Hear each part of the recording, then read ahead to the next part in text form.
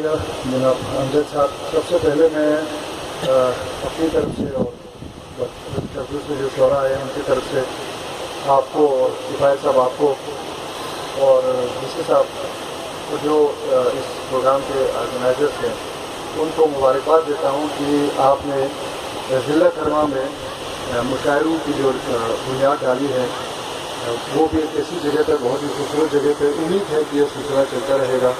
اور جو تنظیم کی آپ نے بات کی ہے اس پہ بھی ہمیں بڑی خوشی ہے کہ ایک ایسی تنظیم ہو جس میں کم از کم سیاسی رنگ نہ ہو.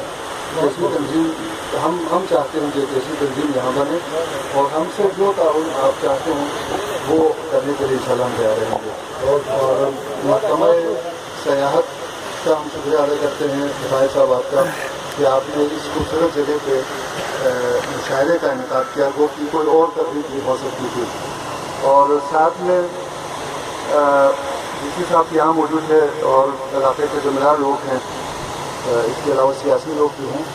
تو جیسے قیصر نے کہا کہ میرا کسی نظارے پہ ایمان نہیں ہے, میرا ایمان تھا آج خراب ہو گیا. اس لیے خراب ہو گیا یہ جو آپ دیکھ رہے ہیں اس کا خوبصورت منظر ہے اس کے آگے آپ نے کھمبا ڈال دیا اور یہ تارے بچھا کے اس کے حسن کو ختم کر دیا ہے. میری گزارش ہے آپ سے ڈی صاحب آپ سے اور آپ سے کفایت صاحب اس کو ہٹائیں اور جس انجینئر کا یہ نقشہ ہے میں تو چاہتا ہوں کہ اس کو بھی سامنے لے کے آئیں کہ کیا اس منظر کے ساتھ حسن کیا ہے. جو لوگ آنا چاہتے ہیں باہر سے دیگر علاقوں سے ایک دفعہ کے بعد وہ نہیں, اگر آج کی تصویریں آپ لوگوں کو شاید وہ نہ آئیں. اتنا خوبصورت منظر تھا اس کو خراب کر دیا. تو ایک شہری کے حیثیت سے میری خواہش ہے کہ آپ اس منظر کے حسن کو دوبارہ بحال کریں. یہ میری گزارش ہے. اور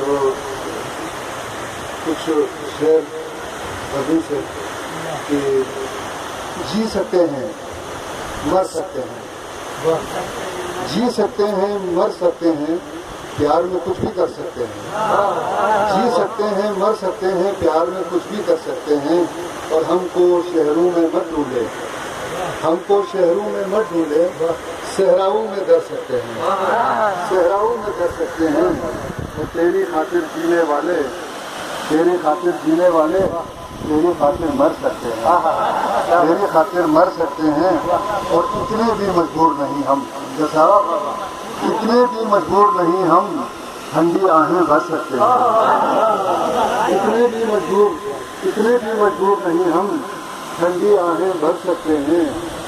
جی سکتے ہیں مر سکتے ہیں پیار میں کچھ بھی کر سکتے ہیں. اور بنا سوچے خفا ہونا مجھے اچھا نہیں لگتا, بنا سوچے خفا ہونا مجھے اچھا نہیں لگتا.